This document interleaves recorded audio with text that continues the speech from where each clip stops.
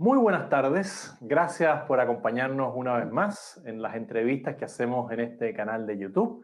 Le pedimos a todos aquellos que lo vean, que nos ayuden a compartir. Ya estamos aproximándonos a los 85.000 seguidores o suscriptores del canal, cosa que les agradecemos enormemente. Y hoy día queremos abordar un tema que ha sido sensible en los últimos años en nuestra patria. Existen, desde el punto de vista jurídico, dos Chiles.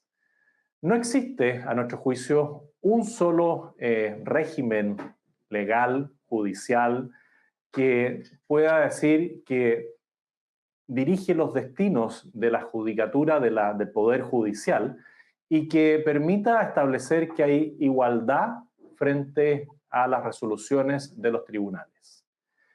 Y esto se remonta a varios años atrás y conlleva sanciones, condenas para muchos chilenos que fueron parte de lo que fue el quiebre institucional que se vivió en Chile en el año 1973.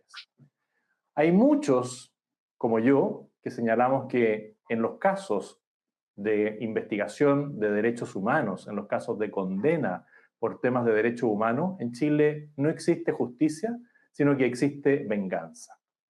Y para ello hemos invitado para conversar de este tema a un abogado, un joven abogado que dentro de su trayectoria jurídica fue tomando conocimiento de las injusticias que se viven en este ámbito de la justicia penal y fue representando a distintas personas y ha tenido relativo éxito en esto.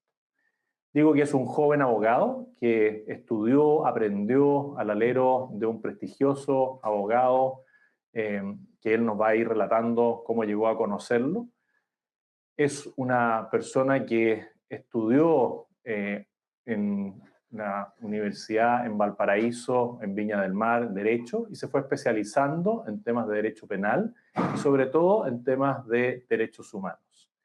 Estoy hablando del abogado Maximiliano Murat Mancilla, a quien le doy las gracias por haberse hecho el tiempo y compartir con nosotros parte de su vida, pero también todo lo que ha sido su ejercicio profesional en un tema tan complejo como este.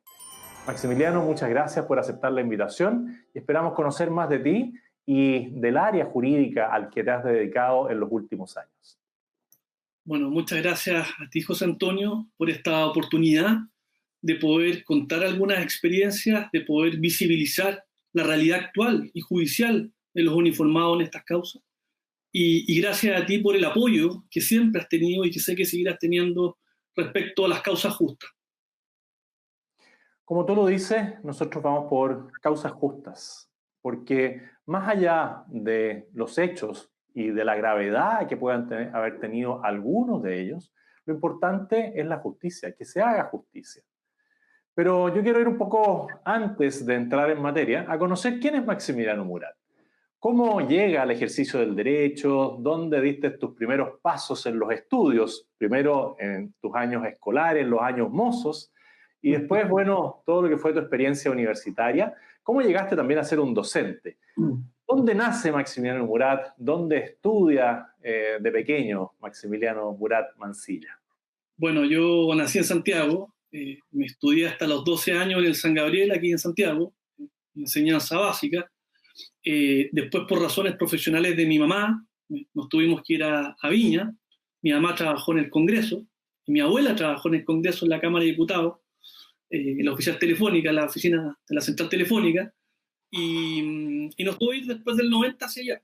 Me quedé estudiando en el San Dominic, un colegio que también me acogió, y finalmente me centré en estudiar Derecho porque era bueno para discutir, era bueno para las cosas imposibles, era bueno para conversar, bueno para argumentar, y me quedé en el tema del área del Derecho. Después me fui metiendo en el tema de la argumentación, me gustó mucho, conocí a un profesor muy destacado de la Católica en ese momento que nos hizo un curso de debate en la universidad y nos gustó tanto, nos metimos al equipo de debate, nos pusimos a trabajar en todo el tema de la retórica de Aristóteles, la lógica, la ética que tiene que tener el orador detrás de esto, que es muy importante. y nos pusimos a competir a nivel nacional en torneos de debate cuando estudiaba en la universidad. Y de ahí llegamos a ser segundo nacional y tercero nacional en un torneo interuniversitario. Me gané una beca para ir a Estados Unidos a estudiar al World Debate Institute, al Instituto Mundial de Debate en la Vermont University, con los mejores debatientes del mundo en ese momento universitario. Ahí me gané otro premio. Después me dediqué a esto, me puse a trabajar como jurado de debate, capacitador de debate, me puse a hacer capacitación en todo Chile, enseñando técnicas para discutir, para refutar, para poder argumentar, en fin, etcétera, retórica. Y me fue metiendo al tema de la litigación. Así, después me quedé haciendo clases muchos años en la Universidad de los Andes, 10 años hice clase allá. Tengo muchos amigos, muchos recuerdos allá, hasta que me picó el bichito por hacer algo que diga relación con las personas. Porque en el fondo la docencia es muy linda y ayuda mucho a formar a los jóvenes, pero la práctica profesional ayuda mucho a familias completas.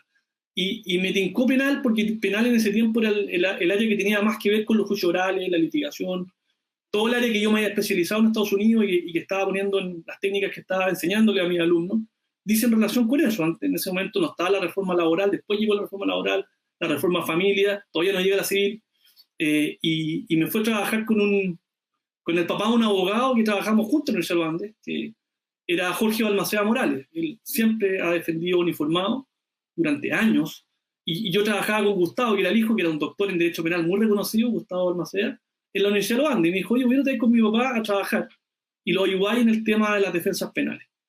Y así por lo menos llegué al tema de las causas de derechos humanos.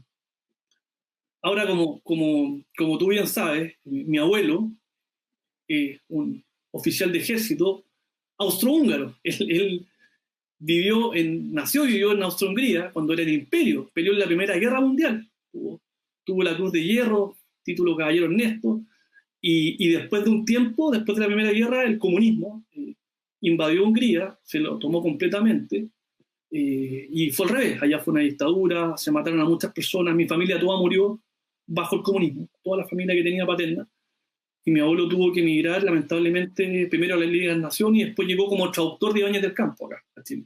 Se enamoró de una chillaneja, perdidamente, que es mi abuela, y bueno, después nacieron mi padre, mi tío, y por ese lado tengo una fuerte convicción de la importancia que tienen las Fuerzas Armadas para mantener la paz social, el orden público y el Estado de Derecho, en definitiva. Él siempre luchó por el Estado de Derecho. Y Hungría hasta hace poco estaba en el régimen comunista, una cosa espantosa, miles de personas murieron ahí. Pero eso no se visibiliza. Bueno, como tú bien señalas, el comunismo carga en sus espaldas con más de 100 millones de muertos a lo largo de la historia de la humanidad. Y ellos nunca responden por las atrocidades que cometieron los regímenes dictatoriales y que siguen cometiendo hasta el día de hoy, regímenes como el de Corea del Norte, el cubano, el venezolano, el de Nicaragua y otros que siguen bajo esa opresión de una izquierda absolutamente ideológica. Respecto del derecho, bueno, también a mí me encantaba el derecho penal. De hecho, hice mis prácticas en lo que era la expenitenciaría. Yo soy bastante mayor que tú, pero en la expenitenciaría, en la excárcel pública, y era un área que también me interesaba mucho, porque había una forma de actuar en derecho que no le daba muchas garantías a ninguna de las personas. Y ahí quiero entrar en materia, porque Chile tuvo un cambio en todo lo que fue la legislación penal.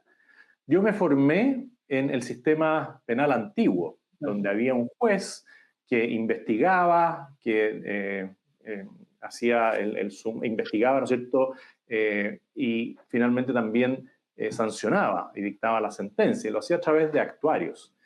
Pero ese sistema, el mundo político decidió cambiarlo a través ya de lo que fueron primero las leyes cumplidos y después toda la reforma procesal penal, y cambió radicalmente, y hoy día conocemos un nuevo sistema, que es con el Ministerio Público y los fiscales, con los tribunales de garantía, los tribunales orales, y cambió la manera de investigar, la manera de acusar. Hoy día hay un fiscal que acusa, un defensor, el juez que no está involucrado en la investigación, pero por lo que uno aprecia, este sistema está en paralelo al sistema antiguo. Y eso es algo que a veces las personas no saben ver o no lo pueden ver porque no conocen la parte técnica. ¿Cómo es el tema del sistema penal reformado y se aplica el mismo sistema a las personas que están procesadas y condenadas por delitos de derechos humanos, o ahí no corre? La verdad, las cosas que lamentablemente hoy día tenemos una dualidad de sistemas penales en Chile, o por así decirlo, incluso hay tres, si te pudiera ilustrar un poco más. Está el sistema penal nuevo para todos los delitos que acaecieron con posterioridad a la entrada en vigencia del sistema penal nuevo. Está el sistema penal antiguo, que tú fuiste formado en la universidad y en tu práctica, que es un sistema absolutamente inquisitivo, sin las garantías necesarias, ya vamos a entrar en eso. E incluso hay un tercer sistema, José Antonio, que es el sistema de la justicia militar, que también es más restrictivo que el sistema penal antiguo. Tiene menos garantías aún, que todavía se sigue aplicando los delitos militares en ciertos casos. Y por lo tanto, el hecho que existan distintos sistemas respecto a los mismos ciudadanos y respecto al mismo tipo de delito produce una desigualdad jurídica y produce un trato desigual entre personas que debiesen ser tratadas de la misma manera. Esa es la realidad. El sistema tripartito, por así decirlo, que existe hoy día en materia penal para juzgar, en este caso, los uniformados en causa de derechos humanos. Esa es la realidad. Y este sistema nuevo, porque el sistema antiguo era inquisitivo, donde el mismo juez investigaba y usaba los actuarios, se diferencia porque hoy día el fiscal es el que lleva la investigación y tiene ciertos plazos para acusar o para llevar al supuesto infractor de la ley frente al tribunal. En estos casos, ¿hay algún tipo de plazos, restricciones? ¿Y cómo funciona el tema de las pruebas? Porque hoy día vemos que los fiscales tienen que presentar una serie de antecedentes y muchas veces los tribunales dicen no, sus antecedentes no son suficientemente completos, cosa que en el sistema antiguo no era tan así, y el juez establecía a veces supuestos incluso. ¿Cómo es esa situación en ambos sistemas penales y qué es lo que te ha tocado ver a ti en los procesos que llevas adelante? Mire, los procesos en que se juzgan a los uniformados, a los carabineros en causa de derechos humanos que pasaron hace 30, 40 años, en esas causas se producen irregularidades, por así decirlo, respecto al sistema nuevo desde el comienzo. Por ejemplo, antes de que la persona sea incluso procesada, ya comienza una etapa de sumario o investigación secreta, en que el juez que investiga un determinado hecho ilícito toma declaraciones a los testigos, declaraciones a distintas víctimas, informes policiales, y todo eso se hace en secreto y en ausencia de las personas que supuestamente pudieron tener participación. Después pasa una segunda etapa que es el procesamiento, que es el símil de la formalización del sistema nuevo, en el cual se le informa al imputado, pero se le llama procesado en el sistema antiguo, de que está siendo objeto de una investigación penal. Y ahí se produce una segunda irregularidad. Primero, prisión preventiva automática. O sea, el que está siendo juzgado por el sistema penal antiguo, automáticamente le dan prisión preventiva, a no ser que el juez considere que efectivamente tiene derecho a gozar de libertad provisional. Siempre va con consulta obligatoria a la Corte. ¿Ya? Automática afiliación, o sea, antes de nada se le anota en el registro civil, en el prontuario de la persona, sin que sea condenada, el procesamiento. Eso ya también es una discriminación distinta al sistema nuevo. Luego se toman diligencias investigativas en la etapa sumario con el procesado, pero en ausencia del abogado. Esto es bien grave, ¿verdad? Porque se le toma declaración al procesado en ausencia del abogado. O sea, lo interroga el juez o el actuario sin su abogado defensor presente. Y eso creo yo que es una falta del debido proceso o garantía gravísima. Porque una persona que está declarando en un juicio penal, que tiene derecho a no autoinculparse, que tiene derecho a guardar silencio, que tiene derecho a consultarle a un abogado, oiga, ¿qué hago? ¿Qué me recomienda?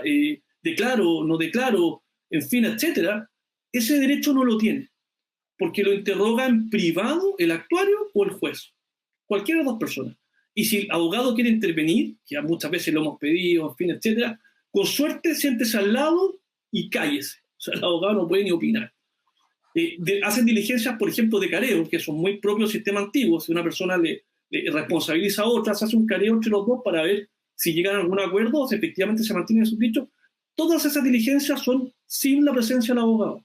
Se toman declaraciones de los testigos sin la presencia del abogado, sin que yo pueda como abogado interrogar o contrainterrogarlo. Usted podrá entender, José Antonio, que el juez tiene una idea, por algo lo procesa, una idea de una cierta responsabilidad de la persona.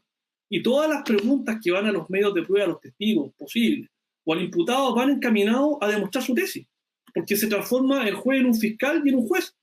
Entonces, en el fondo, ahí se produce una tercera, digamos, irregularidad. Y después ya pasamos al tema de la prueba, que usted me preguntó. Como estos juicios pasaron hace más de 40 años, más de 30, o más de 25, como usted quiera verlo, dependiendo si es CNI, si es DINA, si son después de la democracia, etc. Todos estos juicios, las personas que pudieron tener conocimiento presencial de lo que pasó, o murieron, o están muy viejas, o están con problemas de facultades mentales para recordar los hechos, y por lo tanto solo quedan relatos aislados del sumario. ¿Qué quiero decir con esto? No hay testigos para probar la responsabilidad de nadie. Hay presunciones judiciales en razón a declaraciones aisladas del sumario. O sea, el único medio de prueba actualmente para condenar el sistema antiguo, por la cantidad de hechos que han pasado del momento que se ejecuta el delito, son meras presunciones judiciales. Y en el sistema nuevo eso no existe. En el sistema nuevo no existe la presunción judicial como medio de prueba. Existen los testigos que tienen que declarar frente al juez en un juicio oral, ya sea al TOP o ya sea al juez de garantía.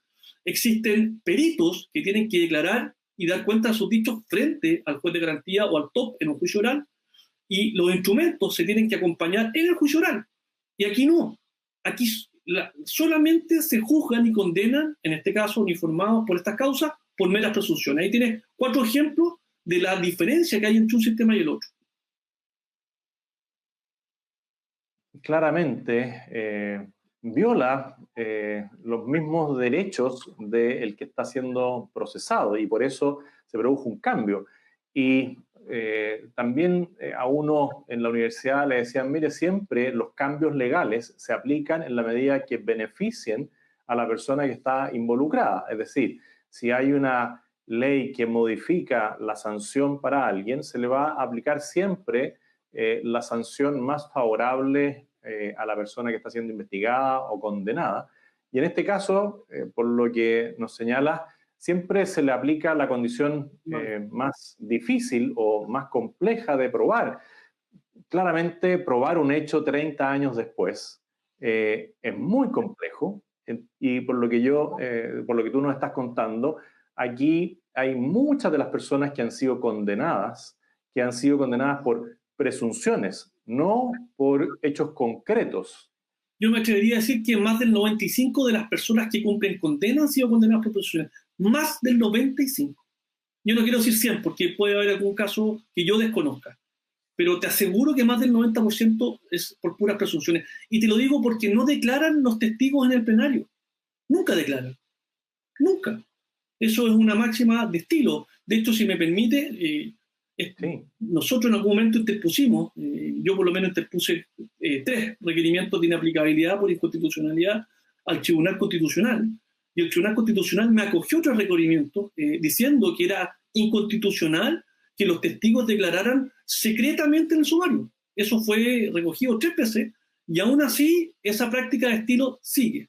Incluso también se acogió un requerimiento de otro colega respecto al secreto del sumario, y que son estos 4 requerimientos los únicos en materia de derechos humanos que se han acogido por el Tribunal Constitucional, y las prácticas se siguen haciendo de la misma manera, porque usted sabe que ese fallo solo aplica al caso concreto. O sea, el fallo de inaplicabilidad solo es respecto a esa causa y lo más grave, respecto a esa persona.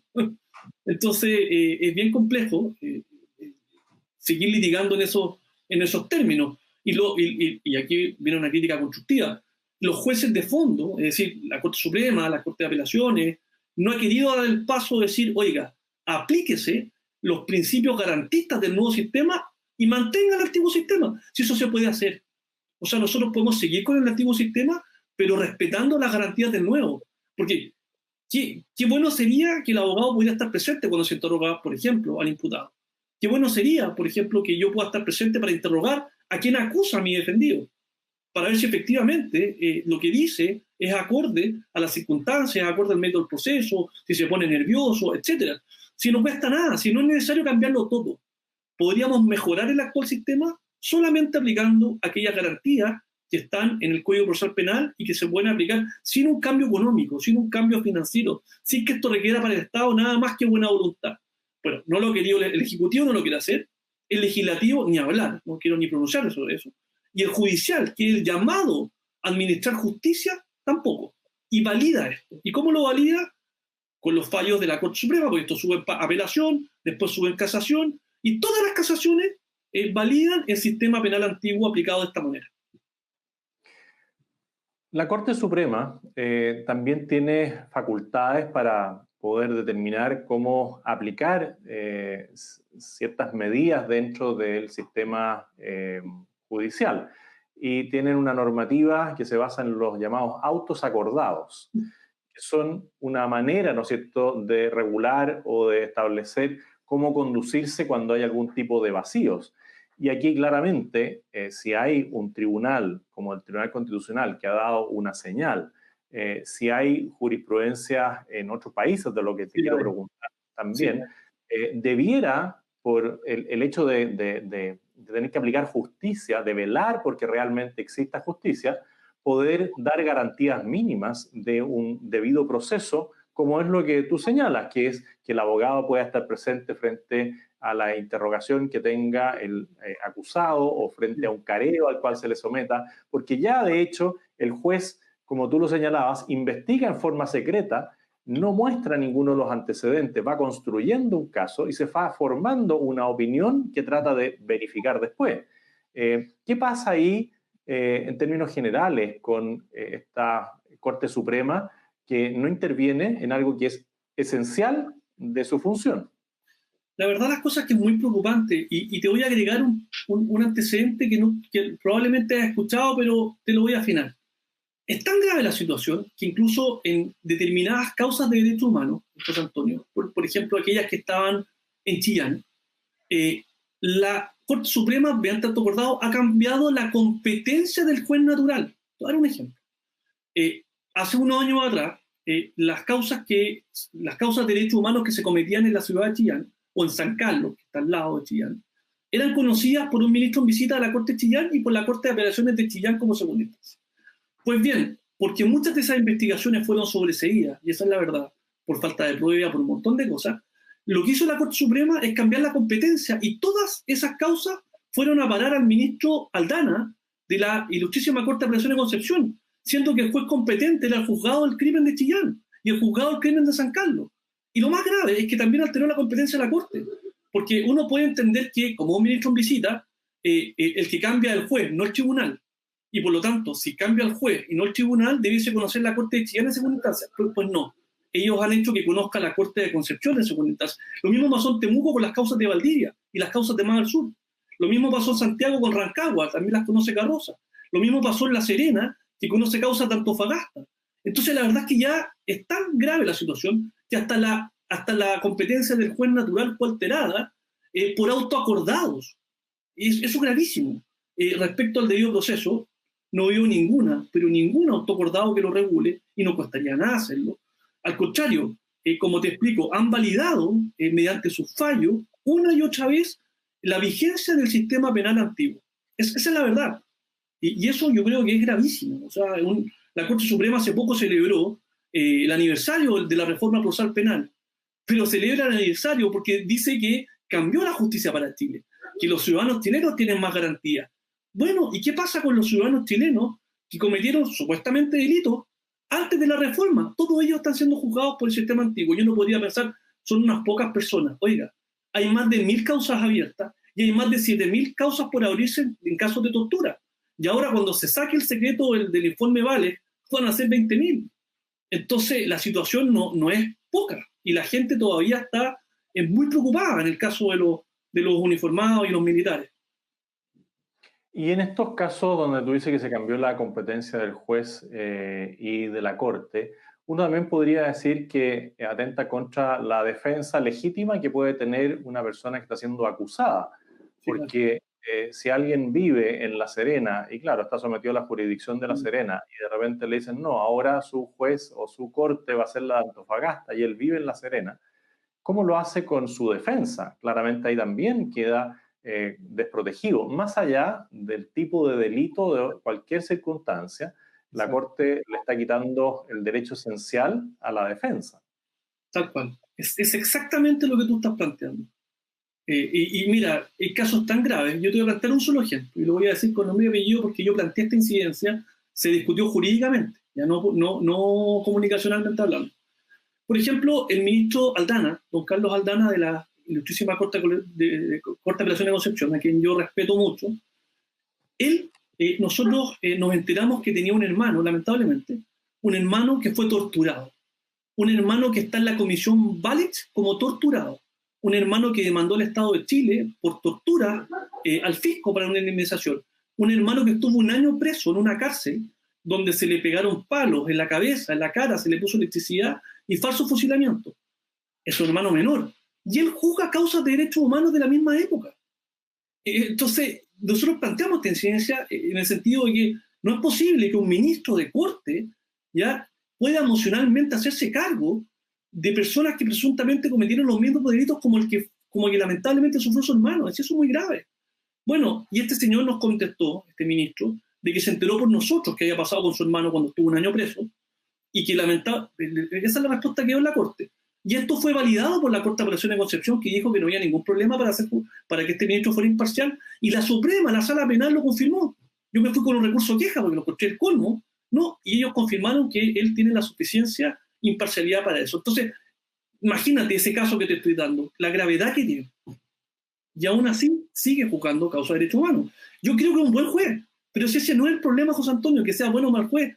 El tema es que él tiene que revestirse de una imparcialidad para el resto de nosotros, no para él mismo.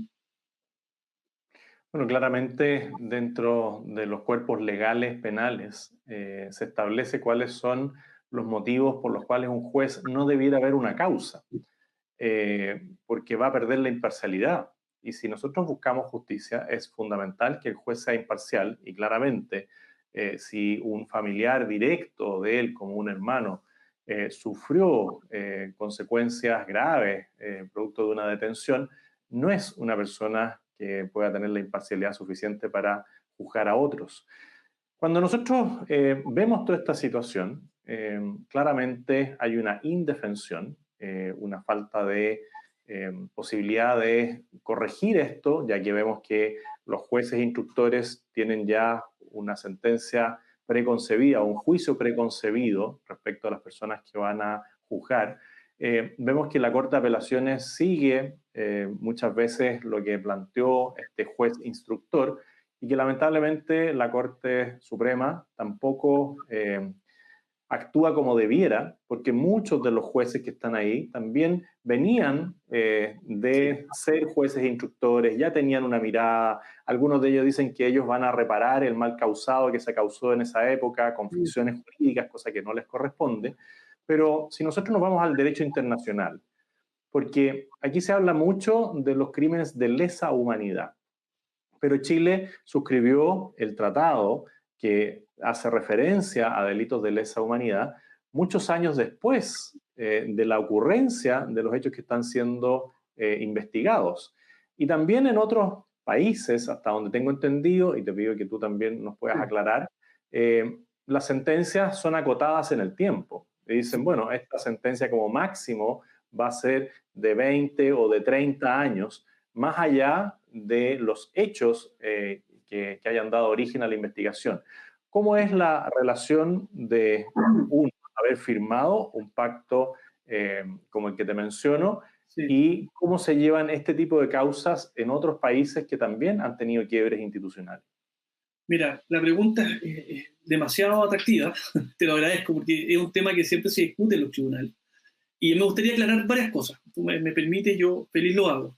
Primero, la ley que tipifica los delitos de lesa humanidad y que Chile la suscribe después del año 2000, es una ley que tiene un artículo específico que dice que no puede operar con efecto retroactivo. O sea, la misma ley dice que no puede operar hacia atrás. Por lo tanto, no puede juzgar hechos que son anteriores al año 2000 y tal, de partida. Segundo, El Estatuto de Roma, que me imagino tú lo has escuchado mucho en cartas al diario, en la discusión de la libertad condicional con los supremos, toda esta cuestión, siempre se habla que el Estatuto de Roma hay que aplicarlo como un criterio del estándar internacional. Le voy a decir una cosa, el Estatuto de Roma tiene una norma expresa que dice que no puede operar con efecto retroactivo el Estatuto de Roma. Y el Estatuto de Roma también fue aprobado y publicado, en este caso por Chile, mucho después de los delitos que estamos juzgando. Entonces, ¿cómo pretenden aplicar el Estatuto de Roma si el mismo estatuto dice que no aplica con efecto retroactivo? Ahora, al respecto, y aquí quiero hablar de más que legislación en particular, José Antonio, de los órganos internacionales llamados a zanjar esto. El Tribunal Europeo de Derechos Humanos dice exactamente lo contrario. El Tribunal Europeo de Derechos Humanos dice que efectivamente no pueden aplicarse este tipo de delitos o este tipo de leyes con efecto retroactivo. Dice que siempre tiene que aplicarse el principio de legalidad, incluso en la ejecución de la pena. Y un caso muy interesante que es el de la Tarra, el río de la Prada, con España, a propósito de la doctrina Parot. Y lo mismo la Corte Interamericana de Derechos Humanos. Ellos también dicen que efectivamente no se pueden aplicar estas normas con efecto retroactivo. Ahora, también dicen que estos tratados, o sea, que estos delitos son inamnistiables y son imprescriptibles, de lo cual eso ya no hay mucha discusión aquí en Chile. Pero, efectivamente, lo que sí se discute es que, y ahí lo dice la Corte Interamericana, en muchos fallos, en que cualquiera sea la regulación, siempre el sistema penal debe procurar el máximo respeto al debido proceso. Debe procurar que no sea un sistema inquisitivo. Debe procurar que se den las garantías al penado y al procesado para que se pueda defender. Debe procurar que no se condene a las personas por meras presunciones. Debe procurar porque se aplique la ley penal más favorable, etc. Todos esos principios los reconoce el derecho internacional. Entonces yo no entiendo en qué momento esos principios nos juegan en contra, aparte de la inactibilidad y imprescriptibilidad. Eso yo lo encuentro de locos, de verdad te lo digo, honestamente. Y mira, te voy a dar un botón de muestra que hoy día me tocó alegar en la Corte a propósito de un caso, que nos fue bien, gracias a Dios, y que a lo mejor tú lo conoces. Se habla mucho, y a lo mejor me estoy adelantando, tú después me corriges, se habla mucho de que aquí no se pueden indultar a las personas que cometieron delitos de lesa humanidad, no se les puede conmutar la pena, no se les puede dar beneficio, que es impunidad. Tú has escuchado esto muchas veces. Pero resulta que lo que ellos no dicen nunca, y que omiten, yo no sé si intencionalmente o no, es que la Corte Interamericana, que es su máximo organismo donde ellos sacan todos los fallos, en 1981 hizo un informe, en 1981, y trató los casos de lesa humanidad. Y ese informe de 1981 trata sobre la dictadura, en ese caso de Anastasio Somoza, en Nicaragua, acerca del gobierno sandinista. Y dice que los agentes del dictador Somoza que cometieron delitos de lesa humanidad en razón a la edad, o en razón a la enfermedad que puedan tener, o en razón al tiempo en que se han juzgado, que se ha pasado mucho, deben y se recomienda que ellos cumplan la pena con régimen alternativo, con arrestos domiciliarios o con conmutación de pena. O sea, la Corte Interamericana, en el único caso que se pronuncia acerca de los beneficios y conmutación de pena, los concede y los recomienda, que es el caso de la dictadura de Somoza en Nicaragua, el año 81, respecto al gobierno sandinista. Entonces, esas cosas las omiten las personas que están al otro lado defendiendo a las víctimas, que por cierto tienen todo el derecho a ser defendidas y todo el derecho a que se haga justicia. Si aquí no estamos por no ayudarles a hacer justicia. Si el tema no es que se haga justicia o no, el tema es que cuando se hace justicia, se tiene que hacer una justicia formal y materialmente de la mejor manera posible, en forma y fondo. Se usa mucho el concepto por algunos y dice relación con lo que tú mencionas, sin perdón ni olvido. Pero sin perdón ni olvido, olvida el concepto de la justicia, que es lo que tú señalas que también la Corte Interamericana de Derechos Humanos aplicó en el caso de Nicaragua. Cuando hablamos de las condenas de las personas que finalmente desde el juez instructor, la Corte de Apelaciones, la Corte Suprema es ratificado como una sanción, ¿se aplican de igual manera para las personas que están condenadas por delitos de violación de derechos humanos que alguien que pueda estar acusado y condenado por la violación o asesinato de un menor o por sanciones menores? Porque aquí, cuando se condena a una persona a menos de 3 años y un día, esa condena se cumple en un régimen con beneficios penitenciarios. ¿Ocurre lo mismo en estos casos o hay también esta diferencia de criterios? A ver, en el caso de los uniformados de las causas de derechos humanos, no. el criterio es distinto. A veces les dan beneficios de libertad vigilada cuando la pena es igual o menor a 5 años, pero a veces personas condenadas, por ejemplo, como cómplices o como encubridores de delitos de lesa humanidad, con penas de 3 años y 1 día, se les ha obligado a cumplir la pena en régimen de cumplimiento efectivo completo. Y te voy a dar el caso. Uno de los pilotos de la caravana a la muerte, que fue condenado como encubridor, o sea, tú puedes entender que el que pilotea el helicóptero no es el que está fusilando a las personas, ni el que tiene directa relación con eso, sino que es el que, después de que se produce el hecho ilícito, tiene que pilotear el helicóptero para ir a otro lugar, desde el lugar donde venían. Bueno, el piloto y el copiloto de la caravana a la muerte, y te doy el caso Antofagasta, fueron condenados como encubridores a 3 años y 1 día y obligados a cumplir una pena efectiva. Total, los 3 años y 1 día completo, sin ningún beneficio carcelario. De hecho, esa es una cosa, que muchas veces por la gravedad del delito, según ellos, porque lesa humanidad, o porque el caso es emblemático, o porque el caso es mediático, se les da a estas personas una condena con mayor rigurosidad de la que, como tú bien dices, se podría dar a otras personas. Ahora, ni hablar de la etapa de cumplimiento de la pena, porque ese es otro mundo. O sea, una vez que estas personas han sido condenadas, se les aplica un estándar y un sistema normativo absolutamente leonino, absolutamente distinto al resto de los chilenos y absolutamente injusto. O sea, primero, por darte un ejemplo, para que puedan salir en libertad condicional, ellos tienen que cumplir 2/3 de la condena. 2/3 de la condena. Segundo, se les obliga y se les exige un requisito de colaboración sustancial. Mira la paradoja de esto. Si una persona se declara inocente porque no cometió el delito, y después esa persona es condenada por meras presunciones, y después de que es condenada se le dice, es que como usted no colaboró declarando que usted era culpable, usted entonces no cumple el delito de la colaboración y usted no puede jamás optar a la libertad condicional. Y usted tiene que cumplir su pena completa. Tenga 70, 80, 90, 100 o 150. Y eso es tremendamente injusto. Porque en el fondo tú le estás exigiendo a alguien que confiese lo que no hizo. O le estás exigiendo a alguien que colabore lo que no sabe. Que diga lo que no sabe. Y si no lo sabe, bueno, no tiene beneficio, no tiene derecho a reinserción social. Y si lo sabe, tiene que decirlo. Pero mira, y otra cosa. Claro, hay gente que tiene la colaboración sustancial porque dijo, sí, efectivamente yo estaba presente, y estaba fulano, y estaba mengano. Y aún así, con los 2/3, con la colaboración, siempre se opone el programa de derechos humanos del Ministerio de Justicia. Siempre va a alegar y se opone. ¿Por qué? Porque la colaboración a juicio de ellos no es relevante, porque faltó que colaboraran en otras causas. Porque, por último, la pena no es proporcional, ha cumplido muy poca. Siempre hay una excusa para no darles el beneficio. Siempre hay una excusa para que estas personas no salgan. Siempre. Aunque la persona cumpla todos los requisitos. Incluso es más, cuando ya está a punto de salir porque ha cumplido un tiempo en la cárcel y tiene reducción de condena, hasta hace un mes atrás, el Ministerio de Justicia y todos los de Bachelet, los de Piñera, todos para atrás, no le otorgaban el beneficio de reducción de condena solamente porque es lesa humanidad. Recién ahora, a partir de recursos de amparo interpuestos el año pasado, el antepasado y este año, el Ministerio de Justicia está recién reconociendo por primera vez los decretos que conceden la reducción de condena, que por lo demás son 6 meses, 8 meses, no más que eso, a las personas que tienen ya en su patrimonio jurídico la reducción de condena de hace 4 años atrás, por darte un ejemplo. Entonces esas personas no tienen derecho específicamente a nada, y es más, el último, incluso es más, para salir un domingo, que se llama el beneficio penitenciario de salida domingo, que es anterior a libertad condicional, le exigen hasta arrepentimiento, que es un reglamento que modificó la presidenta Bachelet, en donde le decía que las personas tenían que estar arrepentidas para poder optar a la salida domingo. Y la verdad, la cosa es que tú no le puedes pedir arrepentimiento, que es algo propio del fuero interno, a una persona o que no cometió el delito, o que efectivamente no siente que debe arrepentirse de lo que hizo. Eso no significa, perdóneme, de que va a volver a cometer delito. Con esto termino, José Antonio, y esto es muy importante. Ninguna persona de las cuales se le ha otorgado la libertad condicional, que hace 2 años atrás se otorgaba libertad condicional, más de 20 se otorgaron, ninguna ha vuelto a reincidir o a cometer delito, ninguna.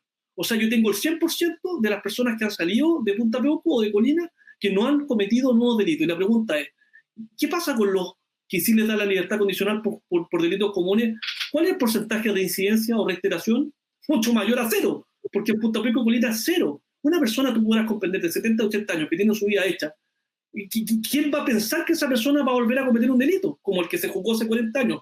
Y fíjate lo curioso, esa es la razón por la cual no le dan la libertad condicional, porque tienen, según la Corte Suprema, esta persona hay peligro de que vaya a volver a cometer el delito de secuestro, o de homicidio, o de tortura. Así es el argumento. No lo puedo dejar salir porque esta persona puede volver a cometer el delito, hay peligro de reiteración, hay peligro de reincidencia. Imagínate. una paradoja. También usan como argumento algunos que el derecho internacional les impediría darles algún tipo de beneficio penitenciario. Eh, y aquí vemos como muchas veces los medios de comunicación, incluso algunas personas que se supone que debieran saber de temas jurídicos, van repitiendo algo que en la práctica no es así.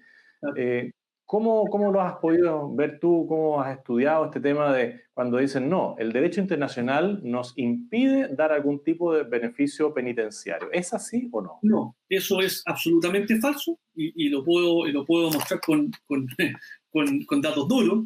Primero, no hay ningún tratado internacional, y el que dice lo contrario, que me traiga el tratado, que diga que no se puedan dar beneficios carcelarios o libertad condicional o régimen de cumplimiento alternativo a los delitos de lesa humanidad. No existe. O sea, no hay ningún tratado, eso es lo primero.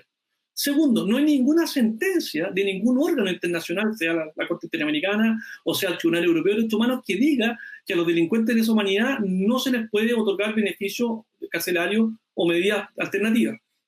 Tercero, y bien importante, por el contrario, todos los tratados internacionales que tratan materia de derechos humanos, todos tienen como derecho humano del penado su derecho a la reinserción social. Todos. ¿Por qué? Porque el derecho penal moderno, amparado por todos los organismos internacionales y todos los tratados internacionales, ¿qué es lo que dicen? Que el fin de la pena tiene que ser necesariamente la rehabilitación del penado, la reinserción social del penado. Y por lo tanto, todas las medidas que se tomen respecto al penado tienen que ir con la finalidad y con el enfoque de su reinserción social. Y claramente, si la reinserción social es un derecho humano reconocido todo penado, sin importar el delito, lo que está diciendo el derecho internacional no solamente es que no se prohíbe, es que se debe propender a ello, se debe ayudar a ello. Ahora, ¿y cuáles son las, y aquí viene el tema, cuáles son las reglas que ellos ponen? Porque mis contradictores siempre cambian el discurso. Las reglas son las siguientes, José Antonio, que los beneficios se otorguen de acuerdo a los requisitos que establece la ley, es decir, que sean beneficios bien otorgados. Te voy a dar un ejemplo. Por ejemplo, si yo voy a optar a la libertad condicional, yo tengo, por ejemplo, cumplido 2/3 de la pena y tengo buena conducta en el penal, por tanto un ejemplo, y tengo en este caso la colaboración sustancial, cumpliendo los requisitos, yo debiese tener el beneficio. Eso dice lo que alega, por ejemplo, los tratados internacionales, es que usted no le puede dar un beneficio a una persona, por ejemplo, que ha cumplido 1/5 de la pena, porque ahí estaríamos en incumplimiento de la legislación propia y particular de cada Estado para el beneficio. Lo otro que ellos dicen, los tratados internacionales, es que no puede haber impunidad. Y aquí quiero aclararte el tema. Pero la impunidad, ¿cómo la entiende el derecho internacional? Ellos también la tergiversan. Primero, como que los delitos de lesa humanidad sean juzgados. Eso no cabe ninguna duda. Son inemnistiables, imprescriptibles, las personas son juzgadas 45 años después. Segundo, que esas personas efectivamente sean condenadas. Son condenados. Si esas personas son condenadas a penas efectivas. Tercero, que esas personas efectivamente entren a cumplir condena, al menos un periodo mínimo de cumplimiento de condena. Esas son las 3 condiciones para que no haya impunidad, pero no que se les puedan dar beneficios una vez que ya han entrado a cumplir condena, una vez que han sido juzgados y una vez que han sido condenados. Por lo tanto, el hablar de impunidad es para personas que cometieron delitos y no fueron juzgados, para personas que fueron juzgados cometiendo delitos y no fueron condenados, y hay casos, está lleno de casos en la Corte Interamericana, o para personas que efectivamente, habiendo sido condenados por razones ajenas a ellos, no entraron a cumplir condena. Por ejemplo, porque los indultaron o los amnistiaron o porque efectivamente se dio una resolución de un juez que dejó sin efecto la condena, etc. Esos son los casos en que los tribunales internacionales hablan de impunidad, no respecto al otorgamiento de beneficios carcelarios o respecto al otorgamiento de pasos necesarios para reinsertarse a la sociedad.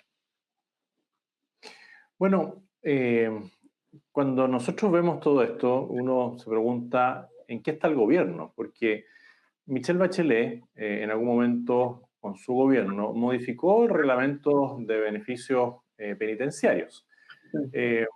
Tú nos señalabas ahí que el Ministerio de Justicia, cada vez que se dan situaciones de este tipo, va y se presenta a los tribunales para negarse a dar cualquier tipo de beneficio. A mí me tocó, y esto ya es un tema más político, conversar con el exministro Chadwick, con el actual subsecretario Gali, plantearle al actual presidente Piñera que lo que se buscaba era que se aplicara la ley. Sí. No más que eso. Y no ha ocurrido, y muy por el contrario, vemos que han muerto un sinnúmero de personas condenadas por delitos vinculados a los derechos humanos por edad. Sí. ¿Qué podría uno decirle al ministro Hernán Larraín, a quien yo conozco, que forma parte del directorio de la Fundación Jaime Guzmán, que fue senador por mucho tiempo, que levantó la voz por las injusticias que se cometían, hoy día que es ministro de Justicia? Y no solamente no ha indultado a nadie que pueda estar en riesgo de muerte, sino que a la única persona que indultó recibió el indulto después de un día de fallecido. ¿Cómo se explica esto de que desde el Ministerio de Justicia, también siendo los llamados a aplicar la ley, y para qué decir la palabra justicia, no se haga nada? A ver, dos cosas si tú me permites al respecto. Lo primero es que efectivamente lo que tiene que hacer el ministro de Justicia, bueno, más que la persona, digamos, el órgano, el Ministerio de Justicia, es lo primero que tiene que hacer es propender a preocuparse por las personas que son adultos mayores y que están enfermas cumpliendo condena por dos razones. Primero, por razones humanitarias, porque así el derecho internacional lo permite, que por razones humanitarias se puedan conmutar penas o se puedan dar algún tipo de beneficio. Y segundo, como te comentaba, por la doctrina que llama la Corte Interamericana de 81, a propósito del caso de Nicaragua, a propósito de Somoza, que se llama liberación compasiva. Esa es la doctrina que la Corte Interamericana trata. Cuando las personas son muy adultas mayores o están muy enfermas en una situación muy compleja, la Corte Interamericana dice hay que tener una liberación compasiva de ellos. Entonces, yo lo que creo es que este gobierno, al igual que el anterior y el anterior, han sido temoratos, no han aplicado el derecho internacional como realmente debiese aplicarse, no han aplicado la Constitución, porque no olvidemos que la Constitución política trata también el tema de la dignidad de la persona humana y que la pena jamás puede trascender, ¿cierto?, al delincuente. La dignidad, José Antonio, tú lo sabes, porque yo, es la base de cualquier derecho humano. Y por lo tanto, el tratar indignamente a un preso es violar cualquier derecho humano que se pueda defender posteriormente, por una cuestión intrínseca de la persona humana. Uno es digno por el hecho de ser persona. Por lo tanto, yo lo que creo es que aquí lo que tienen que hacer es aplicar las normas. Si ellos tienen los instrumentos jurídicos, y aquí te quiero hacer una pequeña complementación, que el presidente Piñera indultó a dos personas en este periodo. No te olvides que indultó a Raúl Rojas Nieto y a Víctor Matis, que eran personas de muy alta edad, personas que estaban, oye, Rojas Nieto entró a cumplir condena y se fue a la clínica, al hospital militar. Y Rojas Nieto llevaba 2 años en el hospital militar hospitalizado, cumpliendo condena. Si el presidente no le da el indulto a Rojas Nieto, bueno, ¿a quién se lo da? Se lo dio. Y también se lo dio Víctor Matis, que es una persona de más de 85 años, que estaba con un tanque de oxígeno a cuesta, en silla de ruedas, que apenas se podía mover y efectivamente estaba en peligro de muerte. Son esos dos indultos que se dieron en este gobierno, que no lo hizo la presidenta Bachelet en su gobierno, y que antiguamente el único que se había hecho era el agua, ahora claramente insuficiente. Yo estoy de acuerdo contigo, que 2 gotas de agua en un océano no significan aplicación correcta de los tratados, de las normas, de la Constitución, de la ley y de la humanidad que tenemos que tener entre nosotros. Si nosotros, de la manera como se trata al penado, habla de la manera como es nuestra civilización, nuestra sociedad. No te olvides que Nelson Mandela, quien estuvo preso injustamente muchos años, siempre peleó por aplicar los derechos a los que lo atacaron y a los que lo defendieron de la misma manera. Y él estuvo dispuesto a vivir y a morir por el principio de la igualdad ante la ley respecto a los que lo agredieron y respecto a las personas que lo defendieron y apoyaron. Y yo creo que eso le diría yo, o sea, hay que seguir el ejemplo de Mandela, de todas maneras. Esa es mi opinión.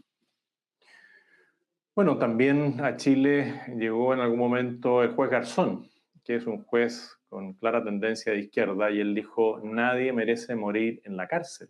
Sí. Y las personas condenadas también tienen derechos humanos. Sí, pero claro, pareciera ser que el ministro de Justicia no considera lo mismo, porque han muerto un sinnúmero de condenados y ni siquiera fueron considerados en la ley de indultos del COVID. Exacto. Sabiendo que el promedio de edad, y tú nos podrás decir cuál es más o menos el promedio de edad de las personas que hoy día están cumpliendo condena en los distintos recintos penales, Y junto con eso aprovecho de preguntar también, porque hay mujeres que fueron condenadas por presuntas violaciones de derechos humanos, Claro. y ellas no están en un recinto como puede ser el recinto que está en Colina, que está separado de la población penal común, o el recinto de Punta Peuco. En ese caso, tampoco se estaría cumpliendo con algo que es reconocido a nivel internacional, de que no pueden cumplir condena en el mismo recinto personas que habían tenido vinculación con alguna rama de la seguridad o de la defensa, junto con la población penal común. Entonces, uno, el tema de la edad promedio de las personas que cumplen condena, y dos, ¿qué te parece esta situación de estas mujeres que han sido condenadas y que están cumpliendo condenas en una cárcel común? A ver, hay que desmitificar las cosas. Respecto a las personas que cumplen condenas en Punta Peuco o en Colina 1, como tú bien dijiste, incluso en algunos en cárceles normales en regiones, que siempre se nos olvida. Los datos son los siguientes: las personas mayores de 80 años hacia adelante que hoy día cumplen condena son exactamente 35 personas, más o menos, mayores de 80, mayores de 80, de las cuales mayores de 70, o sea, entre 70 y 80, son 87 personas, imagínate, 87 y 35. Mayores de 60 años son 64 personas.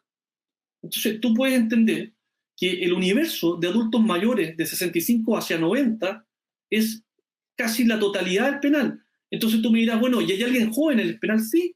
Hay 4 personas en Colina y 5 personas en Punta Peuco que son menores de 60 años, los lolitos, le dicen, los que tienen 58, tienen 56, tienen 59, 60 años, esos son los lolos, que efectivamente están cumpliendo condena, muchos de ellos, por delitos que dicen relación con la CNI, que fue mucho más próximo a nosotros que los casos DINA o los casos 73, o regimiento, qué sé yo. Entonces, la mayoría de estos internos son mayores de 80 o 70 años. De hecho, hay uno con 89, los otros de 90 ya se murieron. Se murió Redondo, se murió Orozco, se han muerto López Tapia, se han muerto casi todas las personas que tenían edades muy, muy, muy altas.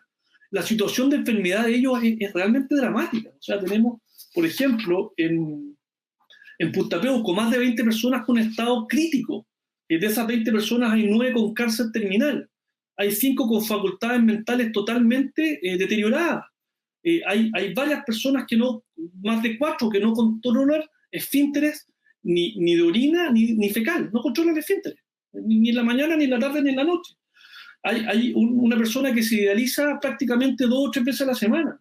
En fin, hay una persona con Parkinson. Hay varias personas con Alzheimer. Lo mismo ocurre en Colina, donde hay 23 personas, asumadas hasta 20, 23 más, con estados y enfermedades graves, cáncer terminales, Alzheimer, discapacidades, sordos, ciegos. Esto es de loco. O sea, de una población de 200 personas, en la cual más de 150 son mayores de 70 años, tenemos a más de 50 personas con enfermedades críticas y con posibilidad de morirse en cualquier momento. Esa es la realidad de Punta Peuco, Colina. Respecto a las mujeres, a mí me preocupa mucho. Hoy día hay 4 mujeres, 3 y una que está entrando, digamos, que entró recién, en el complejo femenino de San Joaquín. Esa es una cárcel común y corriente, en donde se trató de implementar un sector para ella, pero un sector que está al lado de todas las demás internas, en una cárcel absolutamente común, donde están personas con delitos comunes. Y todas las normas internacionales dicen que hay que segregar, sobre todo, a las personas que han trabajado para organismos militares, uniformados, etc. Y lo peor de todo, y aquí termino con el análisis de la edad, de la enfermedad de las mujeres, es que vienen muchas por entrar. Se calcula que el próximo año debiesen entrar a cumplir entre 15 y 20 mujeres más. Y la pregunta es, ¿dónde van a ir? ¿Dónde van a ir si no caben donde están?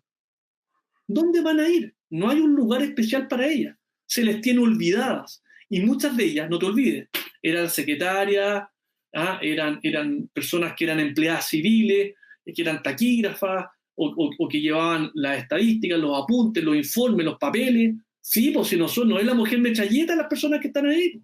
Eran la mayoría mandos medios, empleadas civiles, bandas inferiores, o lisa y llanamente secretarias de tal brigada, de tal asunto, de tal regimiento, de tal persona que está condenada, etc.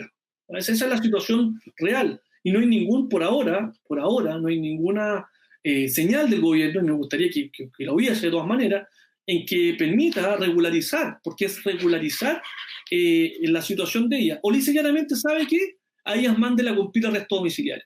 Porque si no tienen la capacidad carcelaria para poder darle un determinado, ¿cierto? Un determinado lugar para que cumpla su condena, bueno, mientras tanto se construye o se arregla la situación, ellas tienen que ir a cumplir su pena a su casa, con una toallera telemática o con cualquier sistema que nos permita tenerla en un régimen de arresto en su domicilio. Esa es mi opinión. Bueno, yo espero que este programa lo pueda ver el ministro de Justicia, lo pueda ver la subsecretaria que está a cargo del tema de los derechos humanos, lo pueda ver el ministro del Interior, el subsecretario del Interior, y ojalá lo pudiera ver el presidente de la República. Porque uno tendería a pensar que no conocen esta realidad, ya que si la conocieran, tendrían que tomar medidas. Yo espero también que en algún momento, si es que en Chile no se hace justicia, esto pueda levantarse a los tribunales internacionales de derechos humanos y que Chile tenga que pagar por el daño o por el no cumplimiento de justicia que se ha dado en estos casos. Yo quiero agradecerte, Maximiliano, por tu buena disposición, por tu claridad en las explicaciones. Creo que va a ser necesario poder tener una segunda conversación para ir viendo más en detalle cada uno de estos casos. Me has relatado también en alguna ocasión que hay condenados que nunca fueron interrogados por el juez, sino que fueron interrogados por un actuario o por un funcionario de la Policía de Investigaciones. Es decir, hay muchas irregularidades que si le tocara a cualquier chileno, estaría diciendo, pero ¿por qué está ocurriendo esto? Si miramos el mundo en relación a este tipo de causa, se ha juzgado y se ha trabajado de una manera distinta. Entonces son cosas que tenemos que poner en la discusión pública, pero sobre todo hacerle un llamado a las autoridades políticas, al ministro de Justicia, a la subsecretaria de Derechos Humanos y al presidente de la República, para que se den cuenta de lo que están haciendo y se den cuenta de cómo también no han cumplido con lo que plantearon en campaña. Maximiliano, de nuevo, muchas gracias. No sé si hay algún tema que a ti te gustaría plantear antes de despedirnos y si no, invitarte a una segunda instancia de este estilo para poder seguir aclarando ciertas situaciones que muchas personas de la opinión pública no conocen. Bueno, yo quiero darte las gracias, no a nombre propio, quiero darte las gracias a nombre de las personas que están cumpliendo condenas y que saben de que la única manera de avanzar es visibilizar este tema.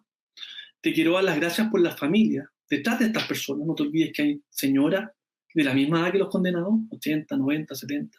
Hay hijos, hay nietos, José Antonio, hay hermanos, hay sobrinos, hay todo un contexto social detrás que te agradece el hecho de que nos permitas por lo menos un ratito dar cuenta de la verdadera situación que viven ellos. Y te quiero dar gracias porque considero que tu liderazgo es muy importante, y yo te lo dije, es muy importante en esta materia.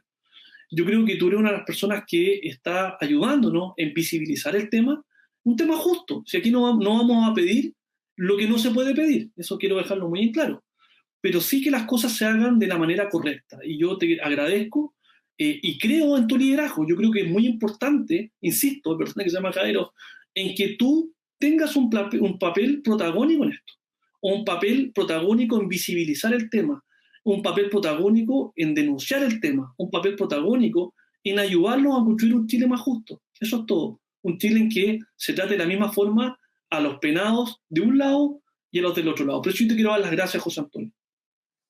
Y feliz de venir, feliz de venir cuando me quieran invitar. Yo tengo, olvídate la cantidad de casos que conozco, temas increíbles que te podría decir, de casos, pero que tú no me creerías, cómo se han fallado, cómo se han hecho las investigaciones, y que te podrían dar también una pauta de cómo se está haciendo la justicia, porque hablamos en términos macro, pero no hablamos de casos específicos. Yo creo que sería una buena instancia más adelante, cuando tú lo consideres necesario, tratar estos casos que realmente son importantes para que los conozca el resto de la sociedad. Te agradezco. Te tomo la palabra y te dejo desde ya invitado a que podamos ir viendo ese tipo de casos para poder visibilizar, porque muchas veces se habla en términos generales, pero no se habla en términos individuales. Y la justicia tiene que ser para todos, para incluso aquellos que han cometido delitos. No corresponde que no tengan derecho a un juicio justo. Así que muchas gracias, Maximiliano, por esta oportunidad y nos volveremos a reencontrar con esos casos que tú dices que son emblemáticos en el sentido de que no se ha hecho justicia como corresponde. Muchas gracias. Gracias. Que tengas una buena tarde.